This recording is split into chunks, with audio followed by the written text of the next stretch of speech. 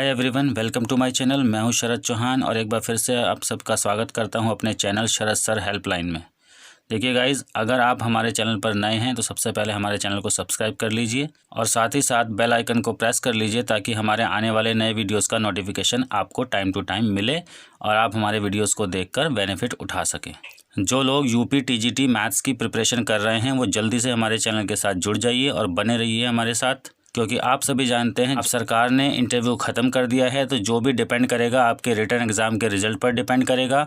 अगर आप written exam में अच्छा स्कोर करते हैं 125 क्वेश्चंस में से अगर आप 100 क्वेश्चन करेक्ट कर देते हैं या 100 से अबव क्वेश्चन करेक्ट कर देते हैं तो समझ लीजिए आपकी जॉब कन्फर्म हो जाएगी। बस आप हमारे साथ बने रहिएगा और जो भी आपके दोस्त रिश्तेदार ऐसे हैं जो यूपी टीजीटी मैथ्स के लिए तैयारी कर रहे हैं या करना चाहते हैं उन सभी को भी हमारे वीडियो शेयर करिए, उनको बोलिए कि चैनल को सब्सक्राइब कर लें और हमारे साथ बने रहें। तो चलिए गाइस स्टार्ट करते हैं। सबसे पहला क्वेश्चन आप अपनी स्क्रीन पर देख सकते हैं। क्वेश्चन है, in triangle ABC angle A equal to 30 degree, angle C equal to 45 degree, then find A is to C।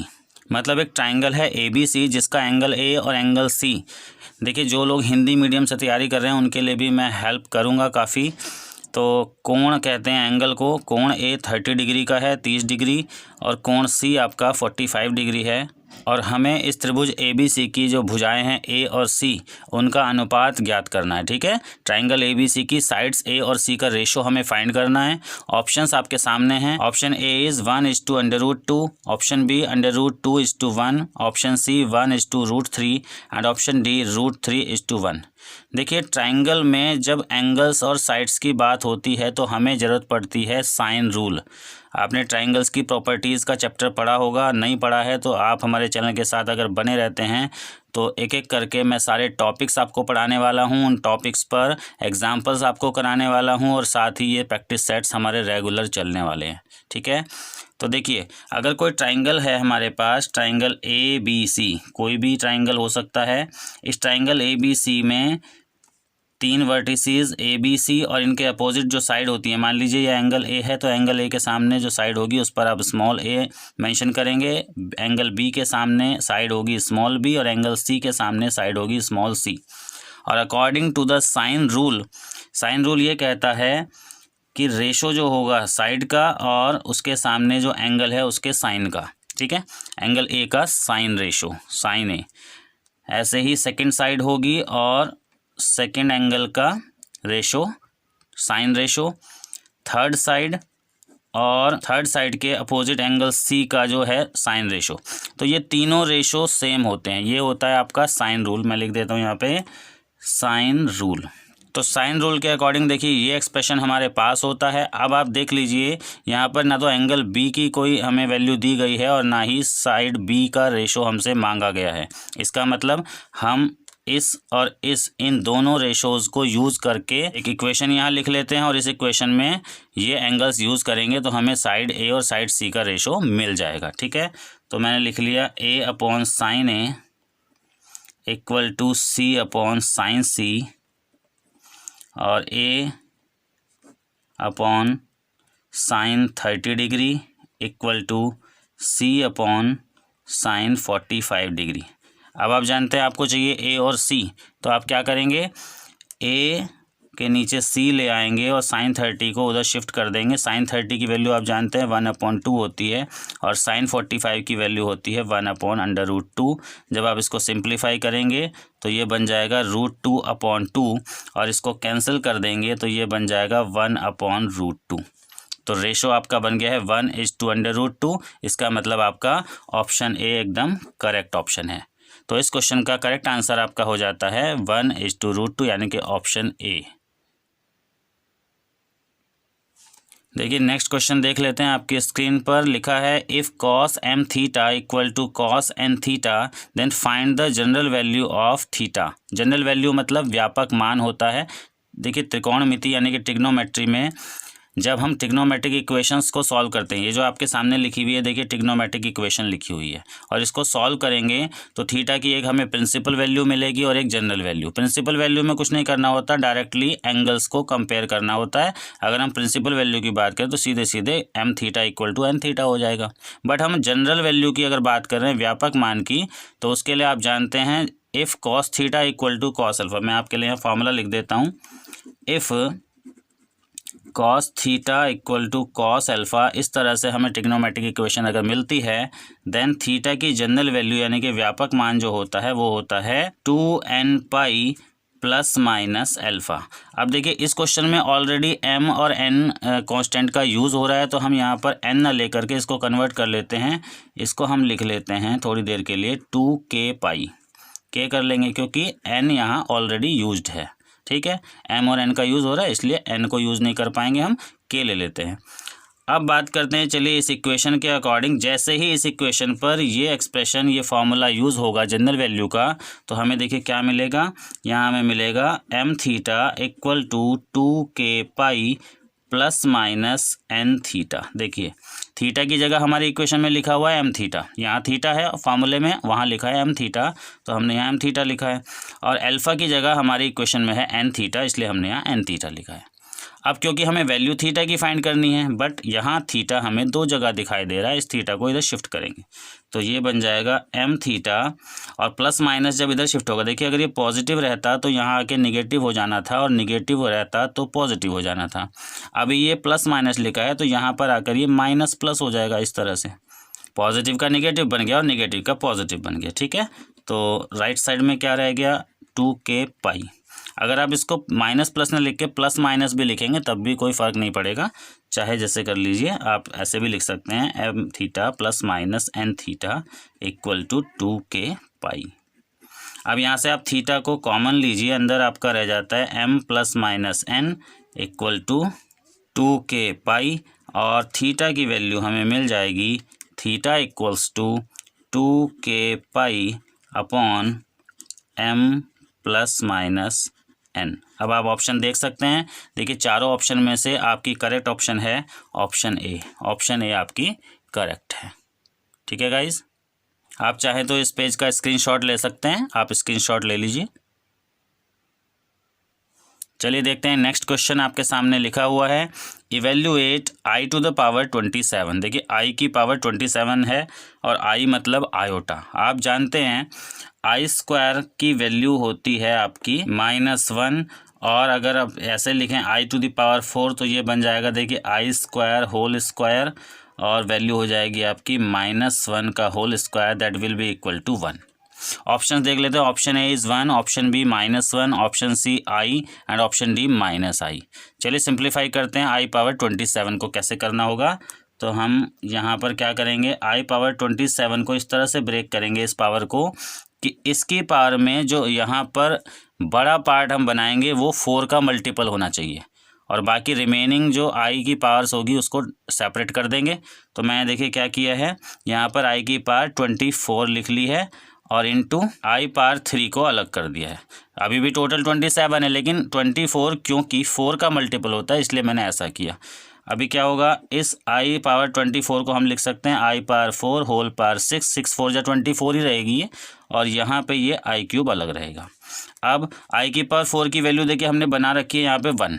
अब यहाँ पर मैं 1 लिखता हूँ, और 1 की पावर चाहे 6 हो या 16 हो या 20 हो, 1 की पावर जितनी भी होगी ये 1 ही बन जाएगा। और रही बात इस आई क्यूब की, इसको आप लिख सकते हैं आई स्क्वायर इंटू आई।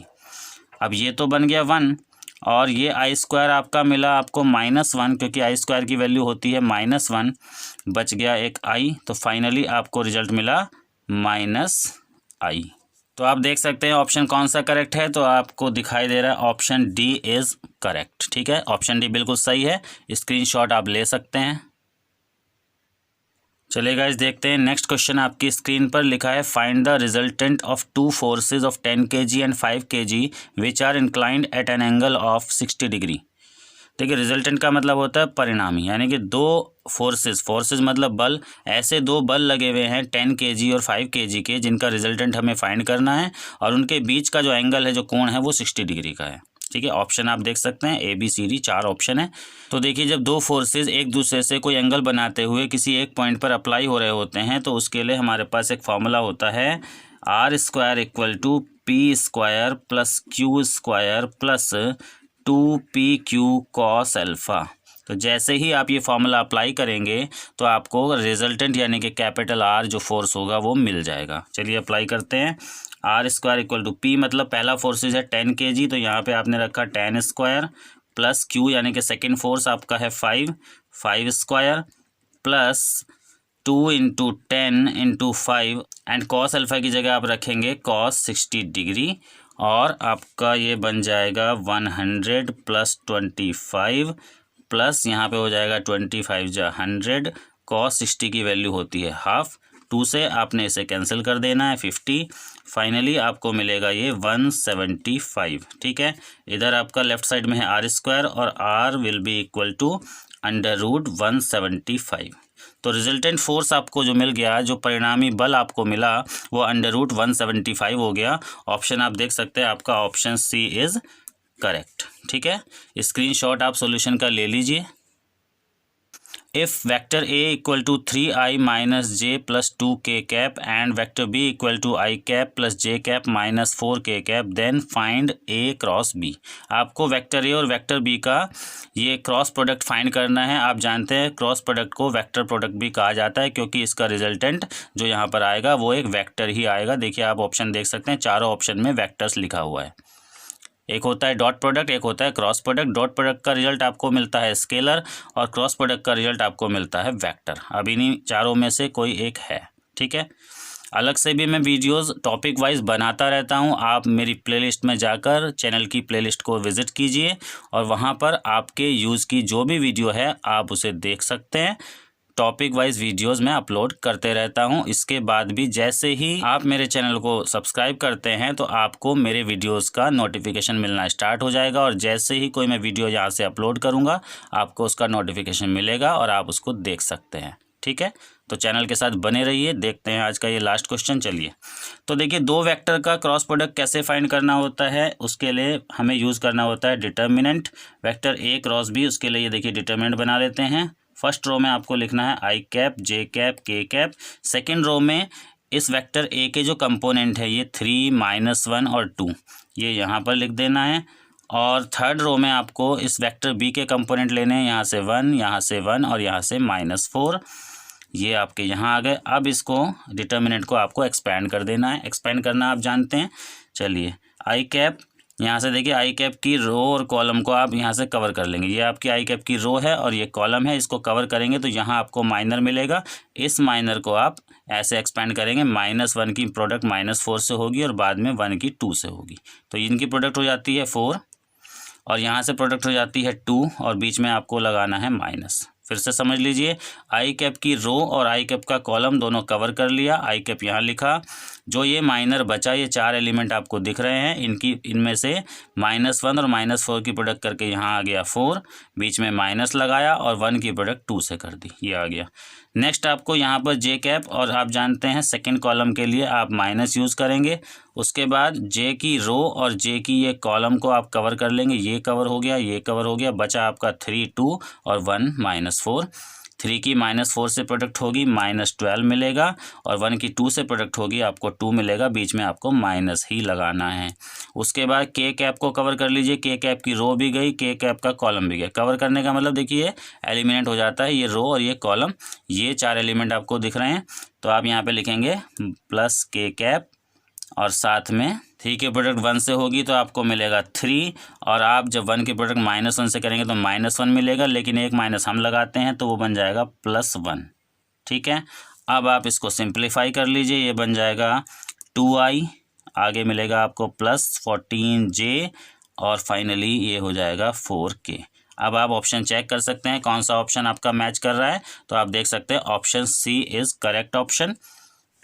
तो इस तरह से आपने देखा कि किस तरह से हम दो वेक्टर का क्रॉस प्रोडक्ट यानी कि वेक्टर प्रोडक्ट हम कैलकुलेट करते हैं। ठीक है गाइज, इस क्वेश्चन के सॉल्यूशन का भी आप स्क्रीनशॉट ले सकते हैं देखिए कोऑर्डिनेट ज्योमेट्री का ये क्वेश्चन है। Find the angle between the lines represented by the equation 4x² - 24xy + 11y² = 0। देखिए ये जो इक्वेशन होती है, ये equation pair of straight lines को रिप्रेजेंट करती है। पेयर मतलब लाइनों का जो युग्म होता है, हिंदी में युग्म कहते हैं, यानी कि दो लाइनों का जोड़ा होता है, उसको ये रिप्रेजेंट कर रही है। अगर मैं इसकी जनरल फॉर्म की बात करूं तो ये होती है आपकी ax² + 2hxy + by² = 0। ये इसकी जनरल फॉर्म है। इसको हम कहते हैं homogeneous equation of second degree.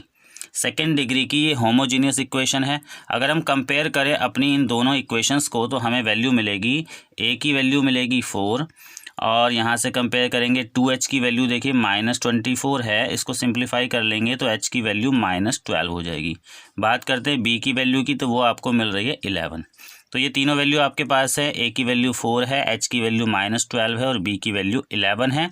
अब बात करते हैं, उसने कहा है कि जो एंगल है, जिन दो लाइंस को ये इक्वेशन रिप्रेजेंट कर रही है, उन दोनों लाइंस के बीच का एंगल हमें फाइंड करना है। उसके लिए मैं आपको फॉर्मूला दे रहा हूँ, ये है आपका फॉर्मूला tan θ = देखिए यहाँ पर एक फ्रैक्शन बनेगी, फ्रैक्शन है 2√h² - ab upon a + b। इस फॉर्मूले को आप यूज़ कीजिए और यहाँ पर जो वैल्यूज़ है a, h और b की रिप्लेस करके आपको थीटा मिल जाएगा। चलिए रिप्लेस करते हैं। tan θ = 2√h²। तो h² देखिए -12 का होल स्क्वायर करेंगे तो पॉजिटिव मिलेगा 144 माइनस a × b। a और b की प्रोडक्ट कर दीजिए, 11 4 जा 44 अपॉन डिनोमिनेटर में आ जाते हैं a + b। तो a की वैल्यू 4 है और b की वैल्यू 11 है, दोनों का टोटल हो गया 15। सिंप्लीफाई कर लेते हैं तो ये बन जाएगा आपका 2√100 अपॉन 15। 100 का स्क्वायर रूट आपको मिलेगा 10 और 10 2 जा हो जाएंगे आपके 20 अपॉन 15। सिंप्लीफाई करते हैं इसको तो ये 5 से कैंसिल हो रहा है, 5 4 जा 20, 5 3 जा 15। तो लेफ्ट साइड में था आपका tan θ और थीटा आपका मिल गया आपको tan 1 4/3। ये है आपका रिजल्टेंट tan 1 4/3। अब आप देख लीजिए कौन सा ऑप्शन करेक्ट है, तो आपका ऑप्शन डी tan 1 4/3 एकदम करेक्ट है। Option D is a correct option. चलिए देखते हैं नेक्स्ट क्वेश्चन आपके सामने है, लिमिट एंड कंटिन्यूटी चैप्टर का है ये, और देखते हैं क्या है। देखिए जिस फॉर्म में ये क्वेश्चन लिखा हुआ है उसकी अगर जनरल फॉर्म में आपके सामने लिख दूँ तो आप कुछ ही सेकंड्स में इस क्वेश्चन का आंसर बता सकते हैं। देखिए जनरल फॉर्म क्या होती है, limit x tends to a x⁻n - a⁻n upon x - a। ये अगर फॉर्म आपको मिलती है, इस पर लिमिट लगी है x टेंड्स टू a, तो आप इसका रिजल्ट डायरेक्ट लिख सकते हैं n × a⁻n - 1। ठीक है। अब n यहाँ पर देखिए हमारे क्वेश्चन में n की वैल्यू दी गई है 3, तो आप इस फॉर्मूले को इस क्वेश्चन पर अप्लाई कर दीजिए, आपको डायरेक्टली इसकी लिमिट की वैल्यू मिल जाएगी और ऑप्शन आपको पता लग जाएगा कौन सा ऑप्शन करेक्ट है। देखते हैं, तो चलिए इस पर अप्लाई करते हैं। तो n की वैल्यू अगर 3 है देखिए, तो आप इसका रिजल्ट सीधे सीधे यहाँ पर लिख सकते हैं 3 × a⁻3 - 1। देखिए यहाँ n था और n को रिप्लेस मैंने 3 से कर दिया। अब आप देख लीजिए क्या बनेगा ये, तो ये बन जाएगा 3a²। तो आपकी ऑप्शन सी एकदम करेक्ट मिल जाएगी। तो देखिए आपको कुछ सेकंड में ही इस क्वेश्चन का आंसर मिल गया। स्क्रीनशॉट आप ले लीजिए इसका। अब देखते हैं नेक्स्ट क्वेश्चन है, ये है डिफरेंशियल इक्वेशन का, यानी कि हिंदी में इसको कहते हैं अवकल समीकरण। डिफरेंशियल इक्वेशन कैसे बनती है डिफरेंशियल इक्वेशन, तो देखिए ये हमें जो फैमिली ऑफ कर्व्स मिला है, यानी कि कुछ कर्व की फैमिली का ये इक्वेशन हमें मिला है, y = ax² + bx + c। इसको मैं यहाँ लिख लेता हूँ, y = ax² + bx + c। तो इसको जब हम डिफरेंशियल इक्वेशन में कन्वर्ट करेंगे, यानी कि इस इक्वेशन से इसके कॉरस्पॉन्डिंग जो डिफरेंशियल इक्वेशन बनाएंगे, तो उसके लिए हमें क्या करना होता है, मैं आपको रूल समझा देता हूँ। ये जो आपको आर्बिट्ररी कांस्टेंट दिख रहे हैं यहाँ पर a b c, इनको आपको एलिमिनेट करना होता है, इनको आपको गायब करना होता है, रिमूव करना होता है, और उसके लिए हेल्प लेनी होती है आपको डिफरेंशिएशन की, यानी कि डेरिवेटिव की। तो आप जितने कांस्टेंट आपको अवेलेबल हैं उतनी ही बार आप डिफरेंशिएशन इस इक्वेशन का कर सकते हैं। आपको परमिशन सिर्फ उतनी ही बार डिफरेंशिएशन करने की है जितने कांस्टेंट आपको मिले हैं। तो यहाँ पर देखिए आप काउंट कर लीजिए 1 2 3 3 कांस्टेंट हैं आपकी इस इक्वेशन में। तो मैक्सिमम आप 3 बार डिफरेंशिएशन करेंगे, 3 बार से ज़्यादा आपको अलाउड नहीं है और 3 बार से कम में आपका काम चलेगा नहीं। जैसे ही आप इसको इक्वेशन को 3 बार डिफरेंशिएट करते हुए इन तीनों आर्बिट्ररी कांस्टेंट को एलिमिनेट कर देंगे तो जो इक्वेशन आपको उस टाइम मिल रही होगी, जो इक्वेशन तब तक तैयार हो जाएगी, वही आपकी रिक्वायर्ड डिफरेंशियल इक्वेशन इन चारों में से कोई ना कोई आपकी मैच कर जाएगी। ठीक है, चलिए स्टार्ट करते हैं।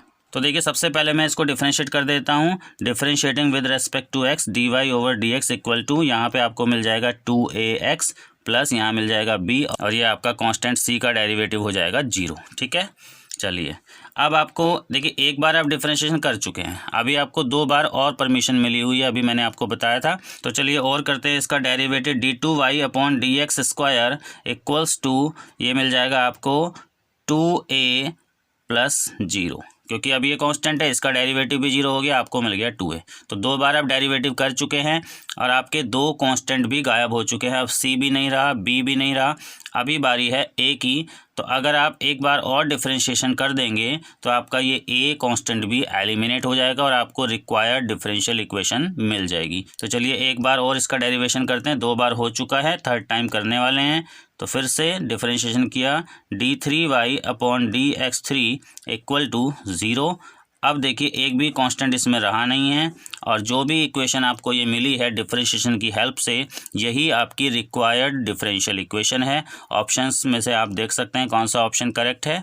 तो यहाँ पर तो देखिए इक्वल में यहाँ पर a लिखा है, ये नहीं होगा, ये रहा आपका option a is correct option. Screenshot ले सकते हैं।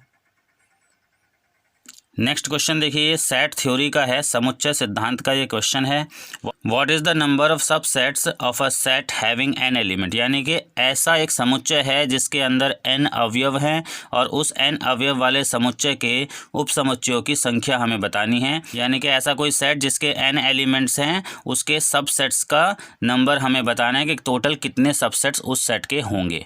तो देखिए मैं आपको बता दूं, उसके लिए फॉर्मूला होता है 2 पावर n और वेयर n इक्वल टू, ये जो n है ये क्या है, ये है नंबर ऑफ एलिमेंट्स। ठीक है, मान लीजिए इस क्वेश्चन में ये कहा जाए कि एलिमेंट उसके 3 हैं, तो 3 एलिमेंट्स वाले सेट के कितने सबसेट बनेंगे, 2 पावर 3 यानी कि 8 सबसेट बनेंगे। अगर कोई ऐसा सेट है जिसके 5 एलिमेंट हैं तो 2 पावर 5 यानी कि 32 सबसेट्स उस सेट के बन जाएंगे।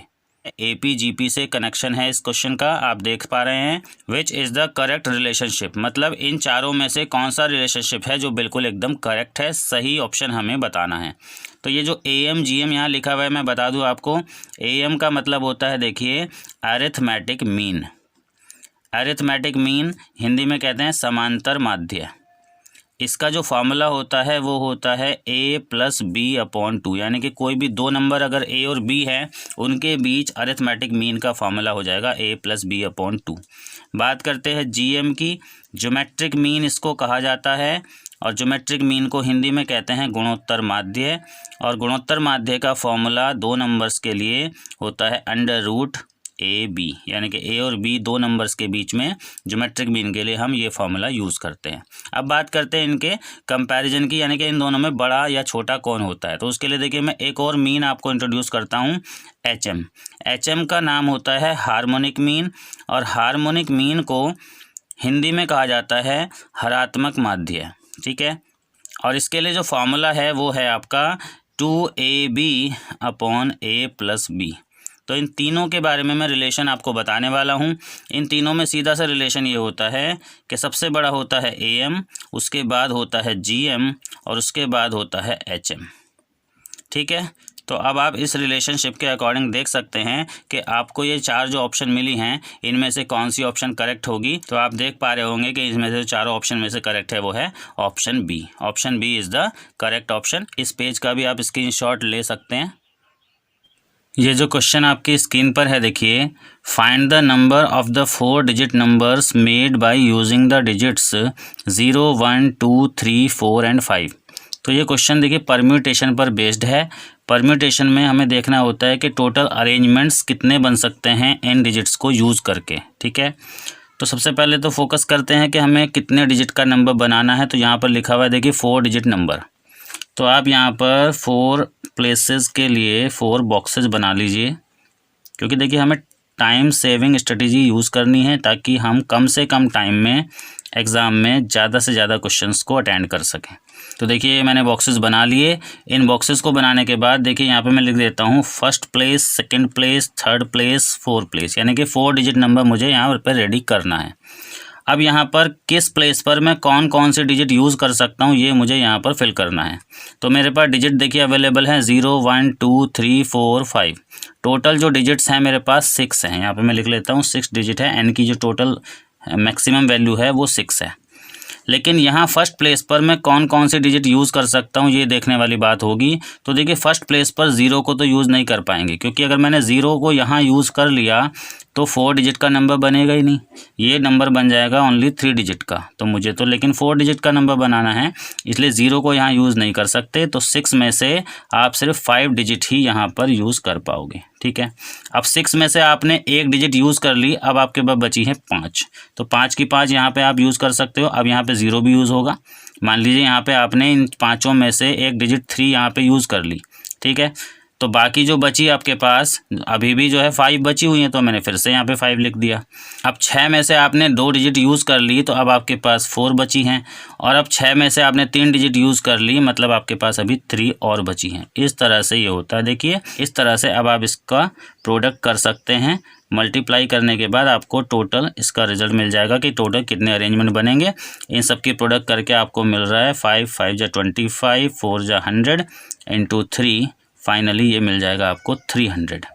तो आप ऑप्शंस में से देख सकते हैं कौन सा ऑप्शन करेक्ट है। तो ऑप्शन आपका सी यानी कि 300 करेक्ट ऑप्शन है। चलिए नेक्स्ट क्वेश्चन देखते हैं, ये भी परम्यूटेशन पर ही बेस्ड है।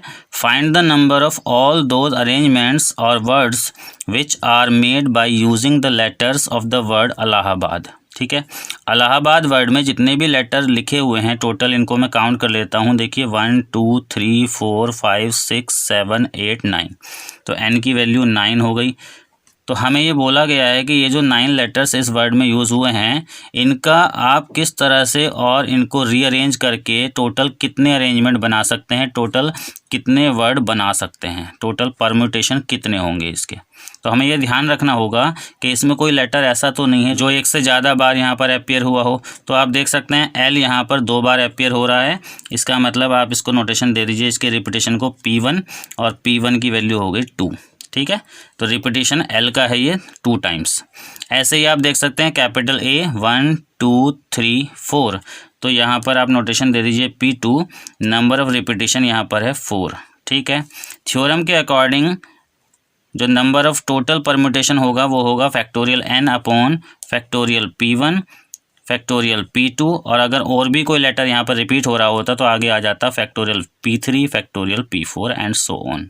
फिलहाल तो आपके पास 2 ही रिपीटिशन है, एक L के लिए एक A के लिए।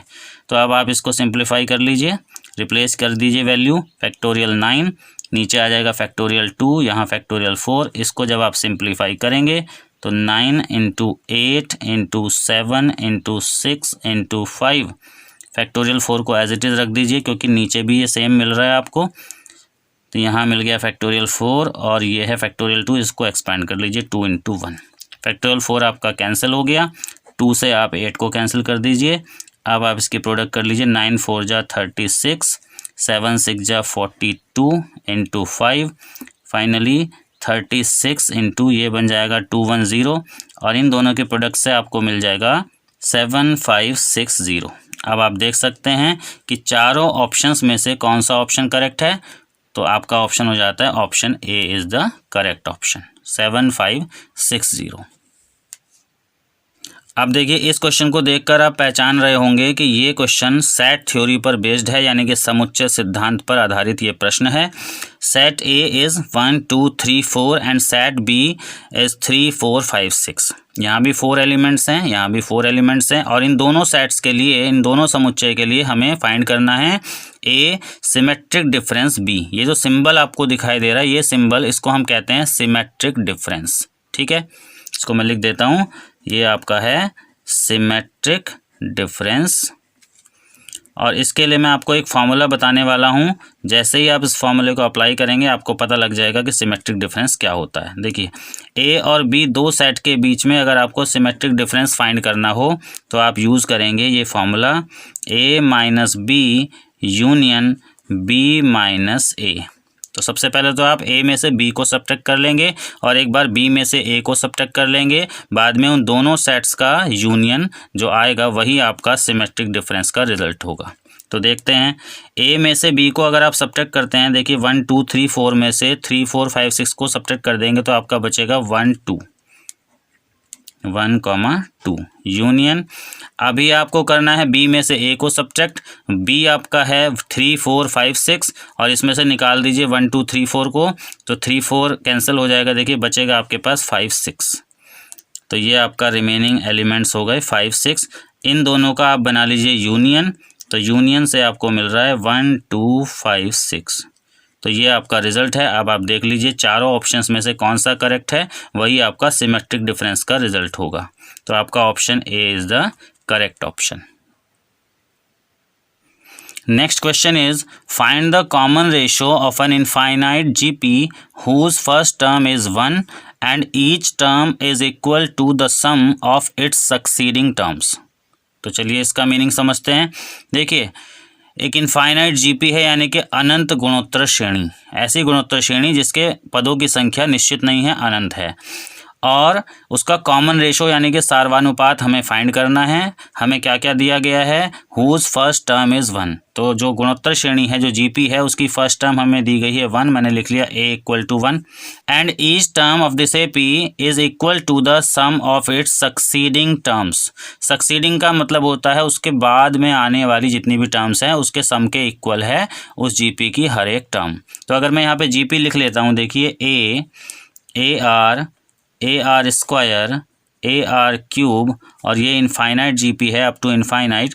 तो कहा गया है कि हर टर्म, मान लीजिए मैं इस टर्म की बात करता हूँ, तो ये टर्म अपने आगे आने वाली सभी टर्म्स के सम के इक्वल है, यानी कि ये अकेली ही टर्म इन सब के टोटल के इक्वल है। ठीक है, तो अभी ए की वैल्यू तो मुझे 1 गिवन है, तो जैसे मैं यहाँ 1 रिप्लेस करूँगा तो मेरी जीपी बन जाएगी 1 r square, r cube and so on up to infinite.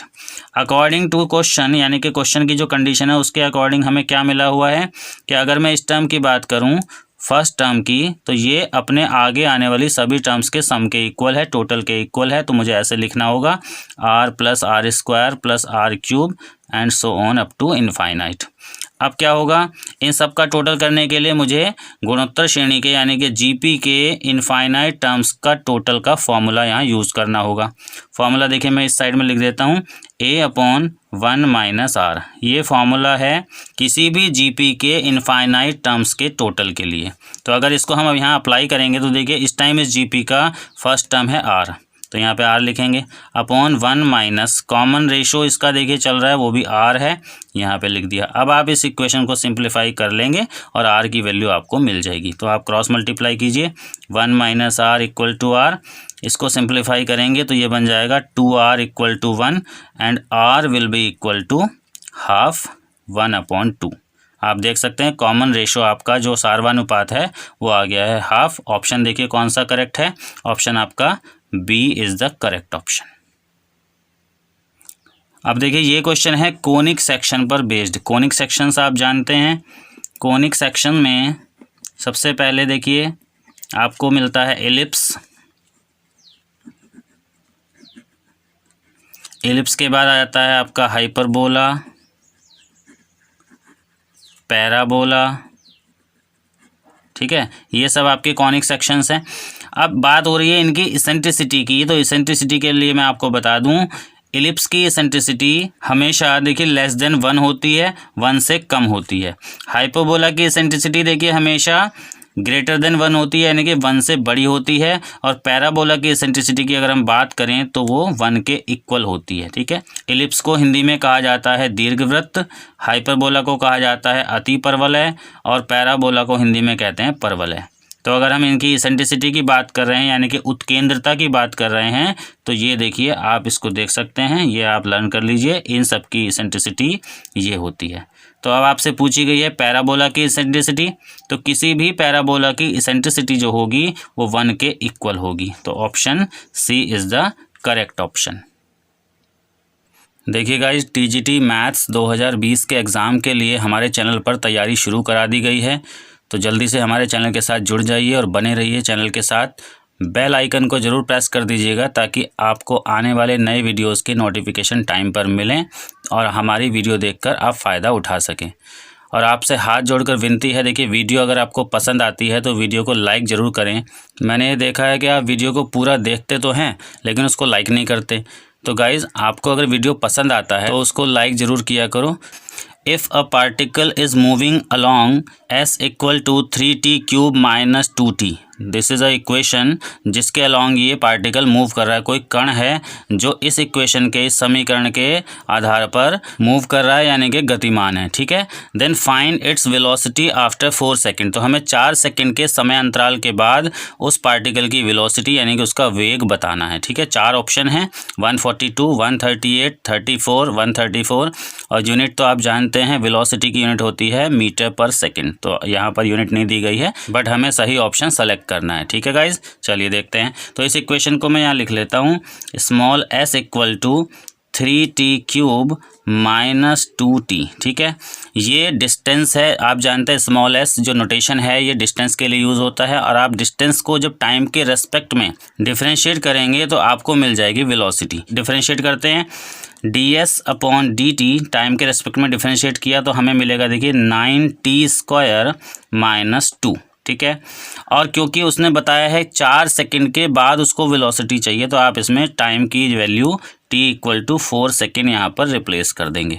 तो आपको ds अपॉन dt यानी कि जो रिक्वायर्ड वेलोसिटी है वो मिल जाएगी 9 into 4 square minus 2, it will be equal to, देखिए ये बन जाएगा आपका 4 स्क्वायर 16, 16 9 जा 144 माइनस 2, तो result will be equal to 142 metre per second, ठीक है। आप ऑप्शन देख सकते हैं, देखिए आपका option A is the correct option. Next question देख लेते हैं, find the harmonic mean between 2 and 6। देखिए 2 नंबर हैं 2 एंड 6, आपने पढ़ा होगा अरिथमेटिक मीन, ज्योमेट्रिक मीन और ऐसे ही आपका होता है हार्मोनिक मीन। हार्मोनिक मीन को हिंदी में हरात्मक माध्य कहा जाता है, आप जानते हैं। समांतर माध्य यानी कि अरिथमेटिक मीन, गुणोत्तर माध्य यानी कि ज्योमेट्रिक मीन और हरात्मक माध्य यानी कि हार्मोनिक मीन। तो हार्मोनिक मीन का फॉर्मूला मैं आपके लिए लिख देता हूँ, capital H equal to 2AB upon A plus B। और A और B क्या है, ये दोनों नंबर, ये आपका एक नंबर A हो जाएगा, एक B हो जाएगा, यहाँ पर आप रिप्लेस करेंगे तो आपको रिक्वायर्ड हार्मोनिक मीन मिल जाएगा। देखते हैं, तो 2 इंटू 2 इंटू 6 अपॉन 2 प्लस 6, ठीक है। इसको आप सिंप्लीफाई कर लीजिए, ऊपर हो गया आपका 24, नीचे हो जाता है 8, कैंसिल करके आपको मिल जाएगा 3। तो आपका रिक्वायर्ड हार्मोनिक मीन कितना हो जाता है, 3। तो ऑप्शन आप देख सकते हैं, option C is the correct option. Next question देखिए, ये वेक्टर से रिलेटेड है। If the position vectors of the points A and B are 5 i cap minus 2 j cap plus 4 k cap and i cap plus 3 j cap minus 7 k cap, then find magnitude of vector A B. आपको vector A B तैयार करना होगा और उसके बाद उसका magnitude यानी कि मॉड्यूलस फाइंड करना होगा। गाइज, मैं एक बात आपसे कहना चाहता हूँ, अगर आपको किसी भी क्वेश्चन में कोई प्रॉब्लम नज़र आती है, कोई डाउट रहता है तो आप कमेंट करके मुझे ज़रूर बताइएगा। और अगर आप किसी भी टॉपिक पर, मान लीजिए ये वेक्टर टॉपिक का क्वेश्चन है, आपको इस वेक्टर टॉपिक पर डिटेल्ड वीडियो अगर आप मुझसे बनवाना चाहते हैं, आप चाहते हैं कि मैं इस वेक्टर टॉपिक को लेकर एक डिटेल्ड वीडियो बना दूं, तो आप मुझे कमेंट करके ज़रूर बताइएगा। अगर आप कमेंट करेंगे और आप टॉपिक की डिमांड करते हैं तो मैं उस टॉपिक पर डिटेल्ड वीडियो आपके लिए बनाकर अपलोड कर दूंगा। चलिए क्वेश्चन का सॉल्यूशन देखते हैं। ये जो वेक्टर्स आपके सामने क्वेश्चन में लिखे गए हैं, तो क्वेश्चन ने बताया है कि ये दोनों वेक्टर्स पॉइंट्स ए और बी के पोजीशन वेक्टर हैं, ठीक है। तो देखिए, एक तो हो जाएगा पॉइंट ए का पोजीशन वेक्टर यानी कि 5i minus 2j plus 4k, और एक हो जाएगा पॉइंट बी का position vector, vector O B equal to i cap plus 3j cap minus 7 k cap. तो सबसे पहले तो आपको वेक्टर ए बी प्रिपेयर करना होगा। वेक्टर ए बी के लिए देखिए एक्सप्रेशन होता है vector O B minus vector O A, यानी कि आपको सेकेंड पॉइंट के पोजीशन वेक्टर से फर्स्ट पॉइंट का पोजीशन वेक्टर सब्ट्रैक्ट करना होता है। ठीक है, ये आपका ट्रायंगल रूल के अकॉर्डिंग होता है। उसके लिए डिटेल वीडियो आपके लिए बना दी जाएगी। आप कमेंट करके मुझे ज़रूर बताया करें कि किस टॉपिक पर आप डिटेल वीडियो चाहते हैं। चलिए आगे देखिए, यहाँ पर वेक्टर ओ बी का पोजीशन वेक्टर आ जाएगा, यहाँ ओ ए पोजीशन वेक्टर आ जाएगा, और दोनों को सब्ट्रैक्ट करने के बाद देखिए हमें क्या मिलेगा। चलिए मैं यहाँ पर रख लेता हूँ i cap plus 3j cap minus 7k cap, और ए के लिए आपका हो गया 5i cap minus 2j cap plus 4k cap. ठीक है, तो आपको एज अ रिजल्टेंट क्या मिलेगा, आपको मिलने वाला है 4i cap plus 5j cap, और आपका ये हो जाएगा माइनस 11k कैप। अब आप इसको मैग्नीट्यूड फाइंड करने के लिए फॉर्मूला अप्लाई करेंगे, under root the sum of the squares of the components. ठीक है, इनका स्क्वायर करता हूँ तो -4 स्क्वायर प्लस 5 स्क्वायर प्लस -11 का होल स्क्वायर। रिजल्टेंट के तौर पर आपको क्या मिलने वाला है देखते हैं। अंडर रूट ये हो जाएगा आपका 16 प्लस 25 प्लस 121, और इसका टोटल आपको मिल जाता है अंडर रूट 162। अब आप देख सकते हैं कौन सा ऑप्शन करेक्ट होगा। तो चारों ऑप्शन में से आपको दिख रहा है option A is the correct option. Next देखिए, ये ट्रिग्नोमेट्री का क्वेश्चन है। साइन 15 डिग्री की वैल्यू आपको फाइंड करनी है। इन चारों में से एक करेक्ट ऑप्शन है। तो चलिए देखते हैं साइन 15 डिग्री को कैसे कैलकुलेट करना होगा। सबसे पहले आप 15 डिग्री को ब्रेक कर लीजिए। इसको आप लिख सकते हैं देखिए 45 डिग्री माइनस 30 डिग्री, या आप लिख सकते हैं 60 डिग्री माइनस 45 डिग्री। डिफरेंस तो 15 डिग्री ही रहेगा। तो मैंने एक ऑप्शन ले लिया 45 माइनस 30, दूसरा ऑप्शन हो सकता है 60 माइनस 45। ठीक है, तो इसके लिए देखिए मुझे फॉर्मूला अप्लाई करना होगा साइन ए माइनस बी का। फॉर्मूला आप जानते हैं sign A cos B minus cos A sine B. ठीक है, फॉर्मूला मैं अप्लाई करता हूँ तो ये हो जाएगा देखिए sine 45 degree cos 30 degree minus cos 45 degree into sine 30 degree. ठीक है, sine A cos B minus cos A sine B. ठीक, अब इनकी वैल्यूज़ आप यहाँ रिप्लेस कर देंगे। साइन 45 की वैल्यू होती है 1/√2, कॉस 30 की वैल्यू होती है आपकी √3/2 माइनस कॉस 45 1/√2 इंटू साइन 30 की वैल्यू होती है 1/2। अब आप इसको एलसीएम ले लेंगे। एलसीएम आपका आ जाएगा देखिए 2/√2, और ऊपर बन रहा है आपका न्यूमरेटर में √3 माइनस 1। तो आप देख सकते हैं कौन सा ऑप्शन करेक्ट होगा।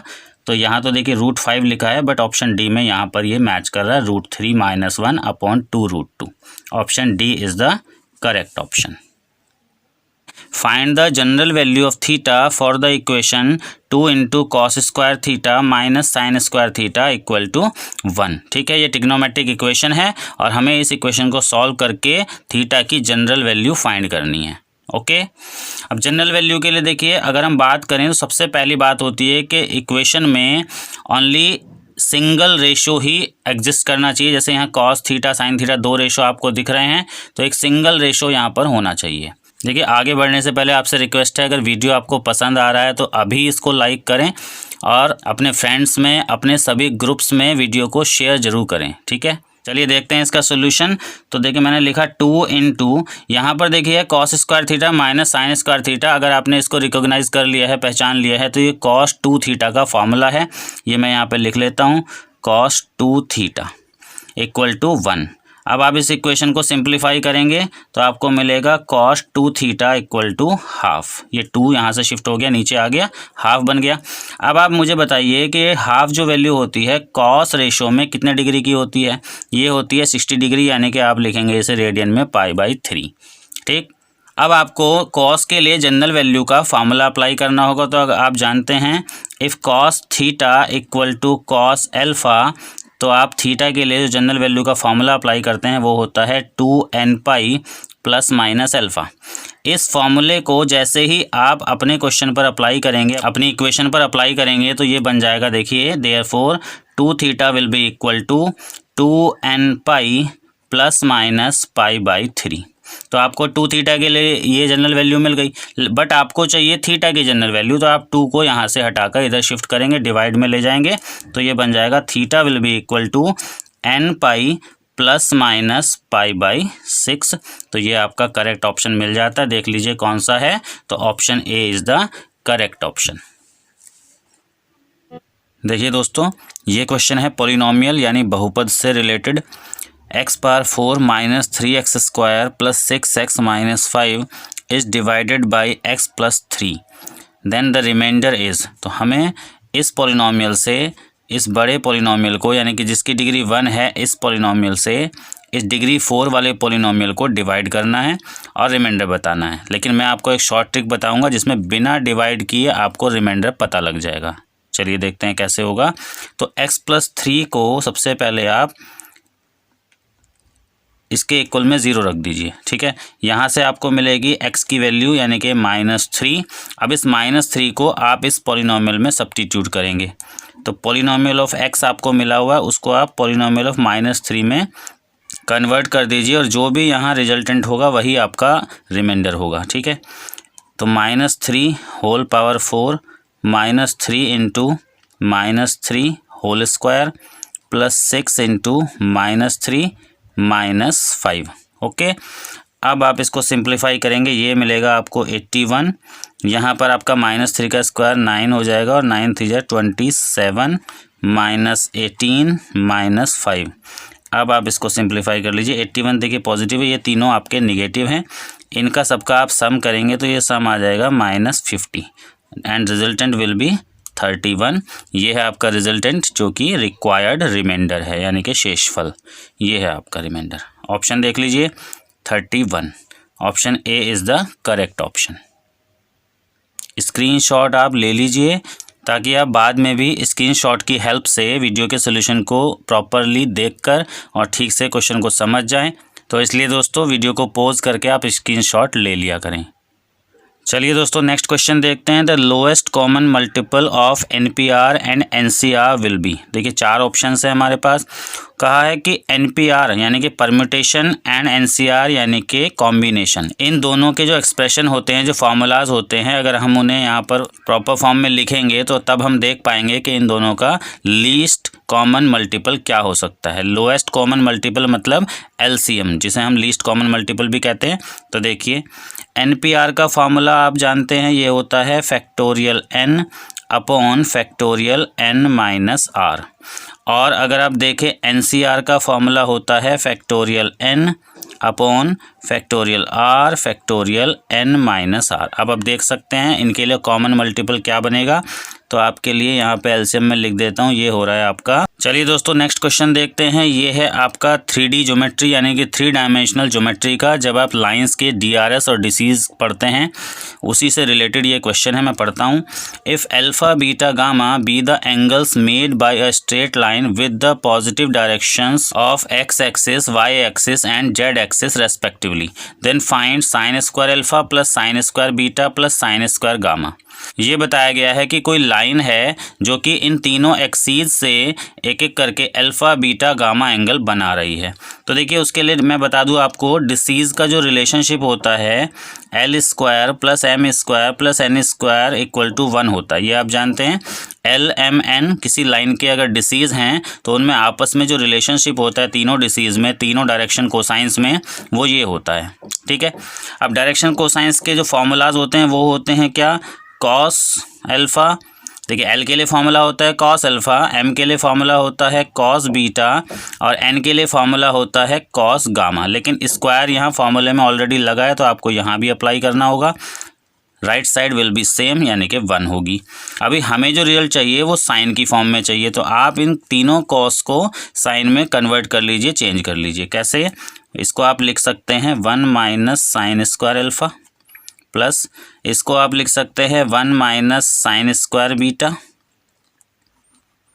और थर्ड रेशो को भी इसी तरह से आप लिख सकते हैं। Similarly we can write here 1 minus sine square gamma and right side will be equal to 1, ठीक है, वो 1 ही रहेगी। अब आप इसको फिर से एक बार रीअरेंज कर लीजिए, तो साइन स्क्वायर अल्फ़ा निगेटिव है आपका, ऐसे ही sine square beta that is also negative minus sine square gamma. ये आपके तीनों हो गए और बाकी 1 + 1 + 1 ये आपका बन गया टोटल 3 = 1। अब इन तीनों का माइनस लीजिए कॉमन, ब्रैकेट में आपका हो जाएगा sine square alpha plus sine square beta plus sine square gamma equals to 1 - 3। Right side में आपका बनेगा -2 और लेफ्ट साइड में ये bracket as it is same to same आ जाएगा और बाद में आप माइनस से माइनस को कैंसिल कर देंगे तो आपको रिजल्ट मिलेगा sine square alpha plus sine square beta plus sine square gamma will be equal to 2 और ये जो ब्रैकेट है ये आपका as it is same to same यहाँ से आ जाएगा। ठीक है, तो ऑप्शन आप देख सकते हैं, करेक्ट ऑप्शन क्या हुआ 2 and option A is the correct option. चलिए नेक्स्ट क्वेश्चन देखते हैं। ये है डेफिनिट इंटीग्रल से रिलेटेड। आप देख रहे हैं प्रॉपर्टी लगी हुई है यहाँ पर 0 to 2a fx dx equal to twice of 0 to a fx dx। तो आपने मेनली जो चेंज इसमें देखा वो क्या कि लिमिट जो पहले 0 to 2a थी उसका जस्ट हाफ a हो गई है और उसके एवज में यहाँ पर एक 2 आया है। ऐसा क्यों हुआ, इसका रीज़न इन चारों में से हमें सेलेक्ट करना है। तो मैं आपको देखिए प्रॉपर्टी बता देता हूँ। जब डेफिनिट इंटीग्रल में 0 to 2a लिमिट इस तरह से लगी होती है तब ये प्रॉपर्टी कैसे अप्लाई होती है, किस तरह से वर्क करती है मैं बताता हूँ। देखिए ये इसके दो रिजल्ट हो सकते हैं। पहला 0 to a fx dx and दूसरा रिजल्ट हो सकता है इसका 0। लेकिन दोनों की अपनी अपनी कंडीशन है, वो मैं आपको बता देता हूँ। ये प्रॉपर्टी तब काम करती है जब, देखिए आपके सामने यहाँ मैं बता देता हूँ आपको, option D is the correct option. तो जब ऐसा होता है function of 2a - x equal to fx होता है तो प्रॉपर्टी इस तरह से काम करती है। लेकिन अगर function of 2a - x equal to -fx अगर आ जाए देन उस केस में रिजल्ट आपका 0 होता है। तो आप देख सकते हैं अगर हमें यहाँ पे रिजल्ट देखिए राइट साइड में 0 मिलता तो हम इस ऑप्शन में ढूंढ रहे होते यहाँ पर माइनस साइन, जो कि मैंने आपको यहाँ लिखकर बताया है। लेकिन हमारे पास रिजल्ट हमें मिला है twice of 0 to a fx dx। तो पॉजिटिव वाला ये हो जाएगा, यहाँ माइनस की कोई रिक्वायरमेंट नहीं है इस माइनस की। इसका मतलब ऑप्शन डी एकदम करेक्ट है। और रही बात इवन और ऑड के लिए, उसकी एक अलग प्रॉपर्टी होती है, वो भी मैं साथ साथ आपको बता देता हूँ। देखिए उसमें क्या होता है, लिमिट होती है -a to a fx dx। ठीक है, और उसके भी दो रिजल्ट होते हैं। एक तो होता है 0 to a fx dx, साथ में 2 बाहर आता है ट्वाइस, और ये तब होता है जब फंक्शन इवन हो। इवन अगर फंक्शन है तब ये होगा। और दूसरा रिजल्ट होता है इसका भी 0, और ये कब होता है जब फंक्शन ऑड होता है। ठीक है, और इस ऑड फंक्शन की प्रॉपर्टी के लिए मैंने अलग से डेफिनिट इंटीग्रल की एक वीडियो अपने चैनल पर अपलोड की हुई है। आप चैनल की प्लेलिस्ट में जाकर उसको सर्च करेंगे या फिर आप यूट्यूब में डायरेक्टली सर्च कर सकते हैं। आपको टाइप करना होगा definite integral tricks by Sharad sir, या आप लिख देंगे Sharad sir helpline definite integral tricks. तो ये वीडियो आपकी ओपन हो जाएगी ऑड फंक्शन वाली। ठीक है, आप उसको देख सकते हैं। स्क्रीनशॉट आप ले लीजिए इसका। चलिए दोस्तों नेक्स्ट क्वेश्चन ये देखते हैं।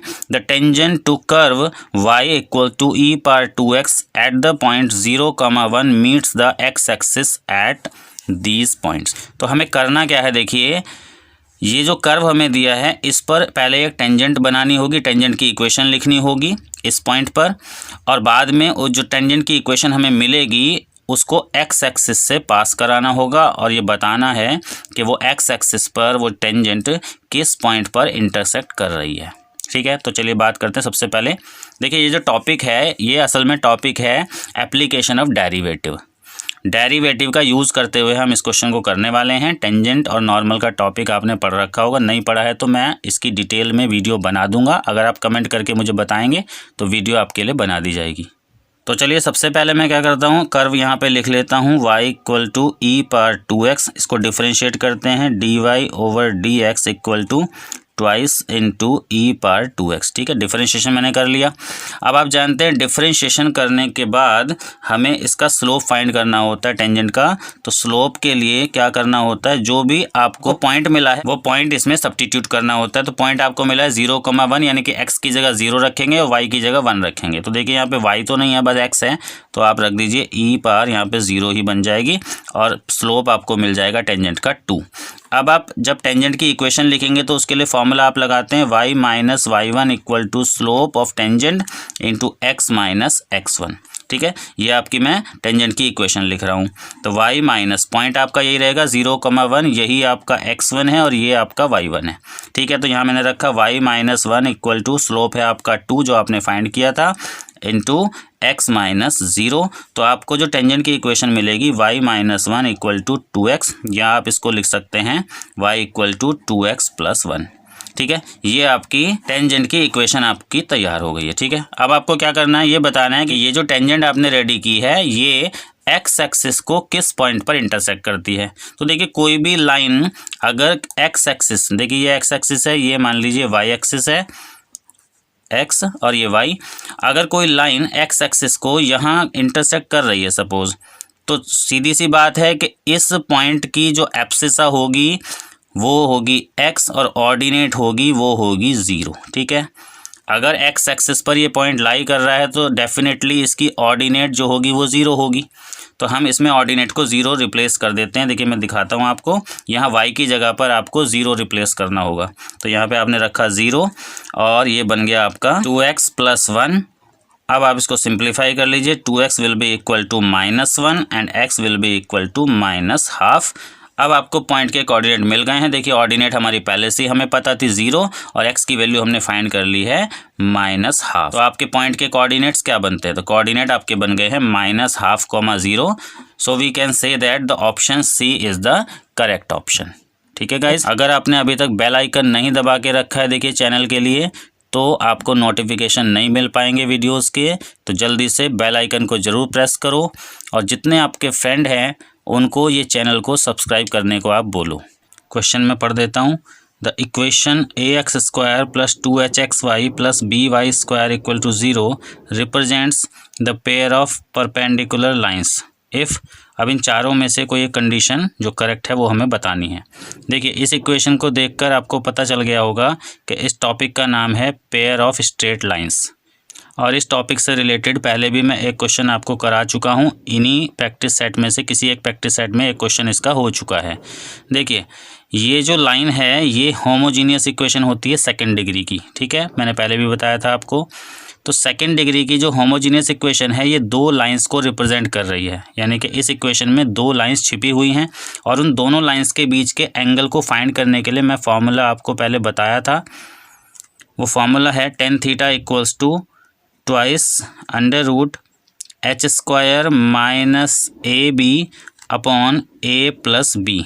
ये फार्मूला आपको ऑलरेडी पता है। ठीक है, देखिए गाइज, अगर आपने इससे पहले के प्रैक्टिस सेट्स अभी तक कम्प्लीटली देखे नहीं हैं तो मैं आपसे रिक्वेस्ट करूंगा कि प्रैक्टिस सेट नंबर 1 से लेकर प्रैक्टिस सेट नंबर 5 तक के सारे प्रैक्टिस सेट आप एक बार देख लीजिए। सभी क्वेश्चंस को डीपली स्टडी कर लीजिए ताकि उनमें यूज़ हुए सभी फार्मूलाज आपको पहले से पता हों। ठीक है, चलिए इस क्वेश्चन को आगे बढ़ाते हैं। देखिए यहाँ पर लिखा गया है कि जो लाइंस हैं वो आपस में परपेंडिकुलर है और हमें उसके अकॉर्डिंग इनमें से कंडीशन सेलेक्ट करनी है। तो अगर ये एंगल 90 डिग्री हो, यानी कि लाइन अगर परपेंडिकुलर है तो एंगल 90 होगा, तो यहाँ पर मुझे 90 रिप्लेस करना होगा। tan 90 equals to 2√h² minus AB upon A plus B। और आप जानते हैं tan 90 की वैल्यू होती है इनफाइनाइट, और इनफाइनाइट को मैं लिख सकता हूँ 1/0। Right side will B same, इसको एज इट इज़ कॉपी कर लिया जाएगा।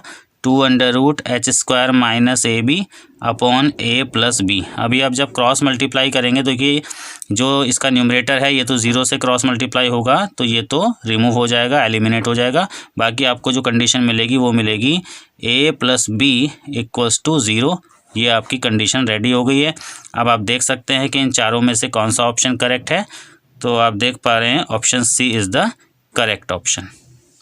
देखिए साथ ही साथ आपको बता दूं, अगर यहाँ पर परपेंडिकुलर की जगह पैरेलल या कोइंसिडेंट लाइंस के लिए कंडीशन आपसे मांगी जाती तो आपको क्या करना पड़ता, यहाँ पर एंगल थीटा की जगह 90 नहीं बल्कि 0 डिग्री रिप्लेस करना पड़ता। और tan 0 डिग्री की वैल्यू होती है 0 और यहाँ बनता 0/1। तब क्रॉस मल्टीप्लाई होने से आपको आपका जो डिनोमिनेटर है वो तो बन जाता 0 और न्यूमरेटर की वैल्यू हो जाती √h² - AB = 0।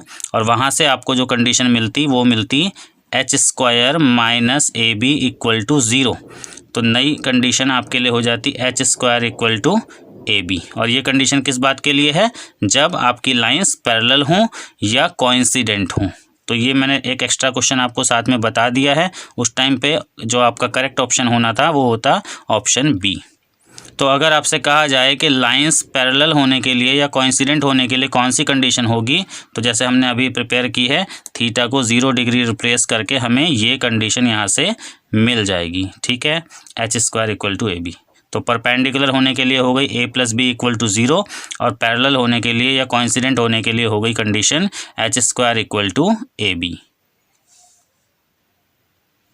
चलिए अगला क्वेश्चन देखते हैं। The number of normals that can be drawn from a point two an ellipse is.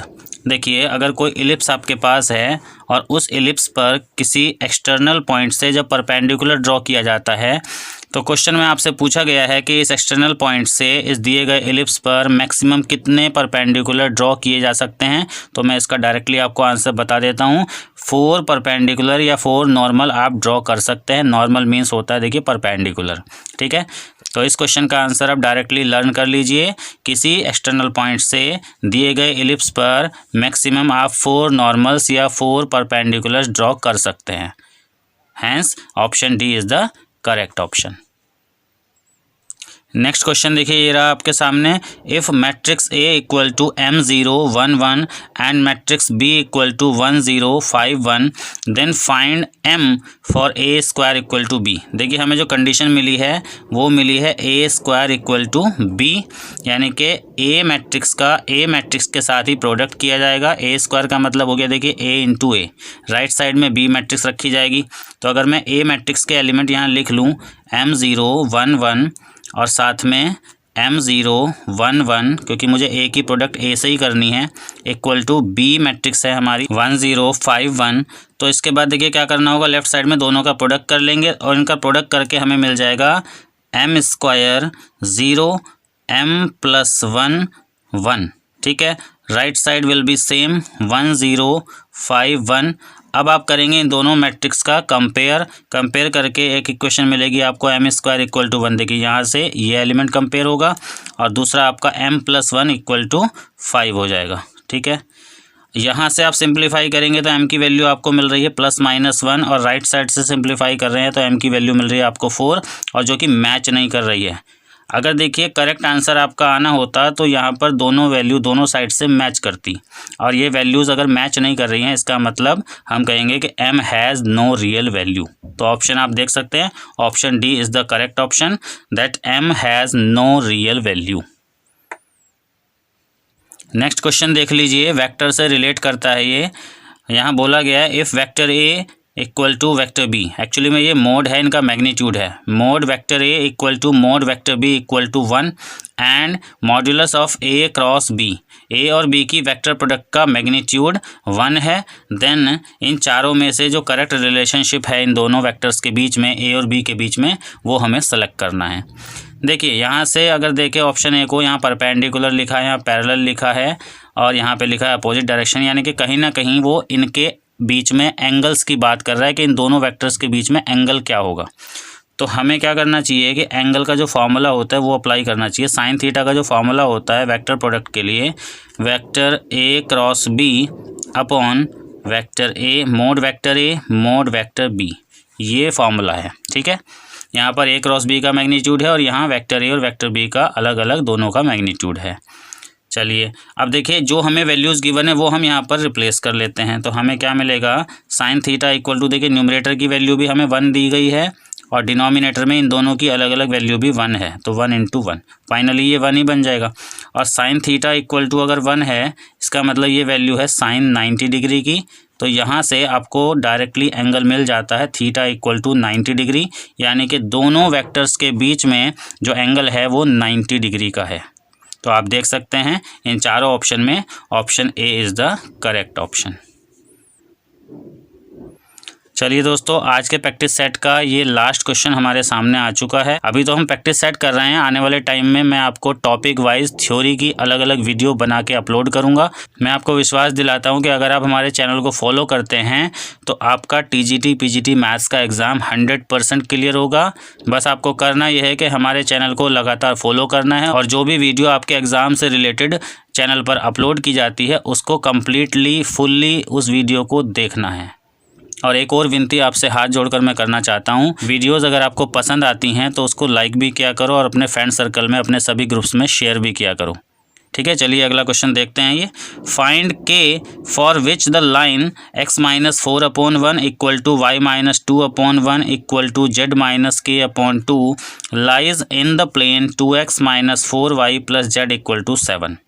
देखिए, हमें k की वैल्यू फाइंड करनी है। k आपको दिख रहा है यहाँ पर, ये k है, अननोन कांस्टेंट है। और कंडीशन क्या है कि ये जो लाइन की इक्वेशन लिखी है, ये लाइन इस प्लेन में लाई कर रही है। मतलब जैसे ये प्लेन है, एक पेज है, इस पेज पर ये बहुत सारी लाइन बनी हुई हैं। तो ऐसा समझ लीजिए कि किसी एक लाइन की हमें इक्वेशन मिली हुई है और ये प्लेन की इक्वेशन भी हमें ये वाली मिली हुई है और बताया गया है कि ये लाइन इस प्लेन पर लाई कर रही है। ठीक है, और इस कंडीशन को यूज़ करके हमें इस कांस्टेंट k की वैल्यू फाइंड करनी होगी। तो चलिए मैं आपको बताता हूँ कि कैसे हम इसको फाइंड करेंगे। सबसे पहले आप लाइन की इक्वेशन यहाँ लिख लीजिए, x-4/1 equal to y-2/1 equal to z-k/2। ठीक है, और हम क्या करेंगे, इसके इक्वल में एक अननोन कांस्टेंट लेते हैं, मान लीजिए m ले लिया, और यहाँ से x y z की वैल्यू कैलकुलेट करेंगे। तो 1/1 देखिए, सबसे पहले इस रेशो को m के साथ रखेंगे, m के इक्वल में रखेंगे तो हमें क्या मिलेगा, x इक्वल टू m+4। ठीक है, ऐसे ही अगर हम इस रेशो को m के साथ इक्वेट करते हैं तो हमें मिलेगा y इक्वल टू m+2। और तीसरा हमें यहाँ से क्या मिलेगा, z इक्वल टू 2m+k। आप चेक कर लीजिए, देखिए जब इसको इसके सामने रखा जाएगा तो क्रॉस मल्टीप्लाई होगी, m बन जाए m और ये -4 शिफ्ट हो जाएगा +4। देखिए ये बन गया m+4 और ऐसे ही हमने इनको कैलकुलेट किया है। तो एक्चुअली में देखिए ये हुआ क्या है, ये x y z जो हमें 3 कोऑर्डिनेट मिले हैं, असल में ये तीनों उस पॉइंट के कोऑर्डिनेट हैं जो इस लाइन पर लाई करता है। और क्या बने हैं, देखिए कोऑर्डिनेट ये बने हैं m+4, m+2, 2m+k। ठीक है, अब ये एक ऐसा पॉइंट है जो इस लाइन पर लाई करता है, क्योंकि हमने इस लाइन की इक्वेशन को यूज़ करके इनको कैलकुलेट किया है। अब क्योंकि बोला गया था कि ये लाइन इस प्लेन पर लाई करती है, और जब पूरी लाइन इस प्लेन पर लाई करेगी तो उस लाइन पर लाई करने वाले जितने भी पॉइंट्स हैं वो भी इस प्लेन पर लाई करेंगे। तो हम इस पॉइंट को इस प्लेन की इक्वेशन में सब्स्टिट्यूट करने वाले हैं। चलिए देखते हैं, 2 इंटू जहाँ x है वहाँ पर ये कोऑर्डिनेट आएगा, -4 इंटू वाई की जगह पर भी y का कोऑर्डिनेट आ जाएगा, और प्लस z यहाँ पर z की वैल्यू आ जाएगी ये वाला, और इस राइट साइड में है आपका 7।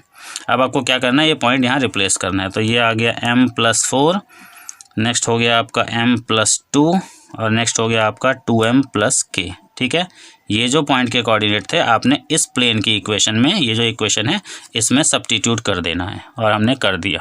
बस अब कुछ नहीं करना, इस इक्वेशन को सिंप्लीफाई करेंगे और सिंप्लीफाई करके m की वैल्यू कैलकुलेट कर लेंगे। तो देखिए क्या हो रहा है, 2m+4 -4m-8 plus 2m+k equal to 7। तो देखिए ये क्या हुआ, 2m और 2m दोनों मिलके 4m से ये 4m कम्प्लीटली कैंसिल हो जाता है, और ऐसे ही आपका देखिए 8 से 8 कैंसिल हो जाता है। इसके बाद आपका क्या बचता है, लेफ्ट साइड में k और राइट साइड में 7। तो फाइनली आपको k की वैल्यू मिल जाती है 7। अब आप ऑप्शन देख सकते हैं कौन सा ऑप्शन करेक्ट है। तो चारों ऑप्शन में आप देख सकते हैं option A is the correct option. तो आई होप गाइस कि आज का वीडियो आपको पसंद आया होगा, और पसंद आया तो इसको लाइक ज़रूर कर दें। चलिए मिलते हैं नेक्स्ट वीडियो में एक और प्रैक्टिस सेट के साथ। तब तक आप सभी स्वस्थ रहें, मस्त रहें। Thank you guys, see you again.